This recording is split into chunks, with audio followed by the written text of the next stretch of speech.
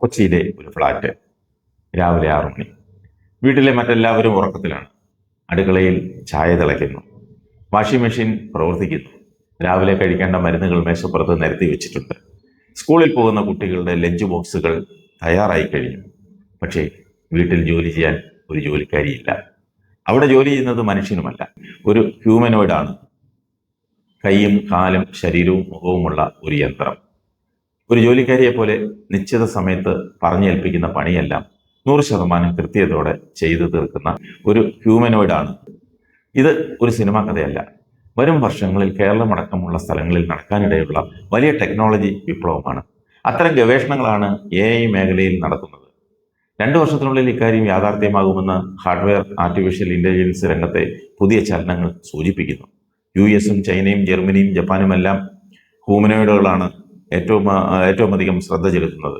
പ്രമുഖ അമേരിക്കൻ കമ്പനിയായ ടെസ്ലയുടെ ഒപ്റ്റിമസ് ജെൻ 3, ചൈനയുടെ യൂണിട്രി G1 എന്നീ ഹ്യൂമനോയിഡുകൾ AI-യും സെൻസറുകളും ഉപയോഗപ്പെടുത്തി നടക്കാനും ഭാരമുയർത്താനും സാധനങ്ങൾ തരംതിരിക്കാനും ദിശ മനസ്സിലാക്കാനും കഴിയുന്ന തരത്തിലാണ് ഡിസൈൻ ചെയ്തിട്ടുള്ളത്.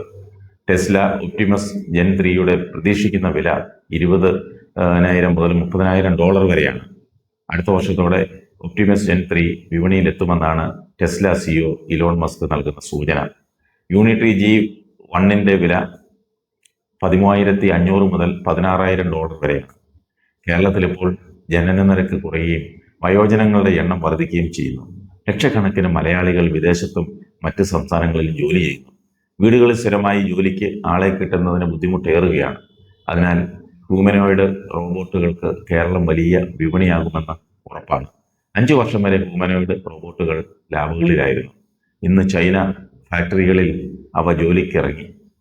അമേരിക്കൻ കമ്പനികൾ വീടുകളിലും ആശുപത്രികളിലും ഉപയോഗിക്കാനുള്ള മോഡലുകൾ പരീക്ഷിക്കുന്നു. അടുത്ത മത്സരം റോബോട്ടുകളെ ഉണ്ടാക്കുന്നതിലല്ല, മനുഷ്യർക്കൊപ്പം ജീവിക്കാൻ പഠിപ്പിക്കുന്നതിനാകും.